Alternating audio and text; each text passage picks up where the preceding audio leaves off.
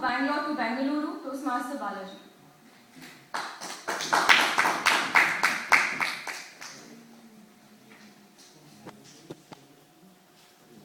Folks, what is the commonality between the National Games Village, the Kepengoda bus stop, the football stadium, and the Continental Stadium?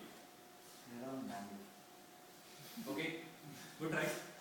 Well, they were on the outposts of Canterbury. They were lakes once upon a time. Great. That's the right answer I was looking for.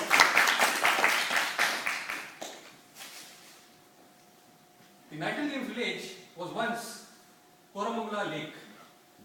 The Kepengoda bus stop was once Dharmabuddhi Tank. The Kantirava Stadium was once the Sampangi Tank.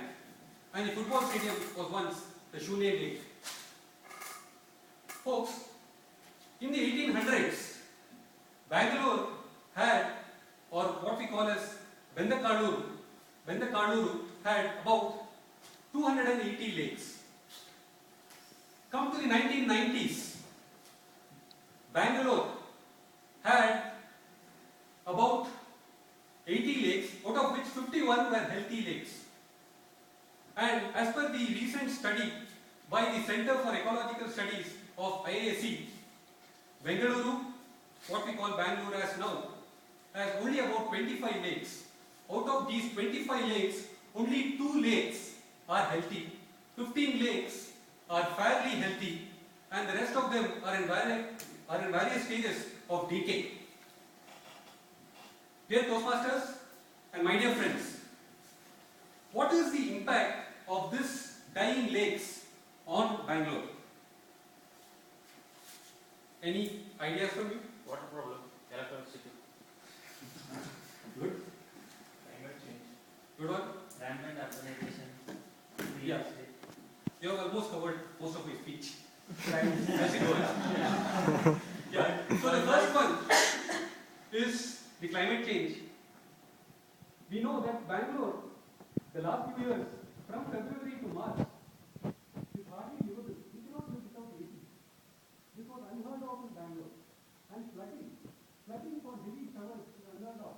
We would have just remembered the amount of time we spent in the Hosur Road the last 3 months for just minor showers.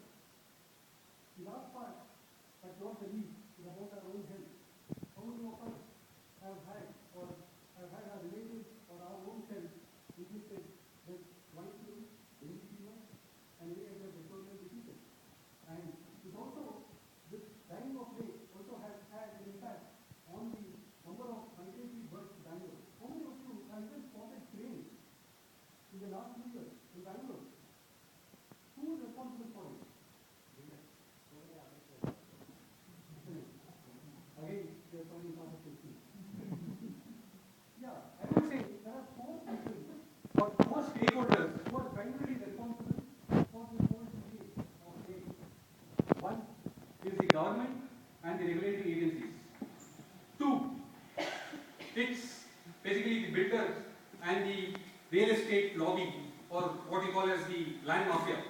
Third, it is basically we, our own citizens, as well as some of the fake NGOs. Now let's come to government. Who permitted Banashankari residential layout as well as JP Nagar 6th phase on lakes? Who permitted bus stands and stadiums to be built on lakes? It is the government. Although there are fairly well-meaning individuals who are secretaries in the government, there are no strong enforcement of laws. Building violators, those who actually pollute the lakes, they are let scot-free on payment of some bribes, of course. This is what we expect from our government. yes, Next, coming to the regulatory agencies, we have 2 regulatory agencies for lakes, for preserving our lakes. One is the Lake Development Authority, other is the Karnataka State Pollution Control Board.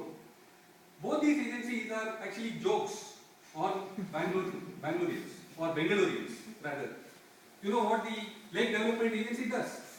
They just identify lakes to be given to builders for upkeep. That's all. they gain their salary just for identifying this, just to give to builders. And what happens to those days? Apartments come out. Now, coming to Karnataka State Pollution Control Board. Now, being an officer or the director of the Karnataka State Pollution Control Board is one of a prize posting. If you are the favorites of any minister in Karnataka, you would be part of this KPSB. Now, once you get into the Karnataka State Pollution Control Board, your future riches are taken care of. Just by bribes from environmental violations, you can actually make money. So this is what our KPSCB is for. Now, in fact, people call it as the Karnataka State Pollution Board and not the Pollution Control Board. Now, we have our politicians and our corporators who actually are hand in glove with the land mafia. So, once the land mafia identify lakes for building up apartments or residential layouts, the modus operandi is simple. Just let in sewage and industrial effluents into lakes, pollute the lakes. After 6 months, you will have the residents complaining of foul smell, and they would be okay for converting this lake into something more healthier, which is just residential complexes and basically apartment complexes. And then there are the NGOs who are just fronts of these real estate agencies. And what these fake NGOs do is they just enroll people to support their venture of handing over the lakes to the builders for upkeep. And you know what happens to those lakes. Finally, we as citizens, how many of you know who is the corporator from your area? How many of you know how many of you vote for BBMP elections? Now these BBMP corporators are the ones who are hand in glove with basically the builders. And these are the ones who are destroying our lake infrastructure and the lake ecosystem in our city. Now, is there no hope for us? Yes, if we look at history, Amsterdam had so many canals which were polluted, but because the wives of the traders were not happy living in such polluted city, there was on a war footing a cleanup drive to clean up all the canals of Amsterdam, and now it's a beautiful city. That's what we need to make Bangalore. We need to make Bengaluru like Amsterdam. Folks, to conclude, I would expect you not to buy apartments or sites built on lakes. I would also expect you to vote going forward only for environmentally conscious corporators and MLAs and MPs. That is how we can actually bring Bengaluru to a pensioner's paradise from a stinking city. Thank you.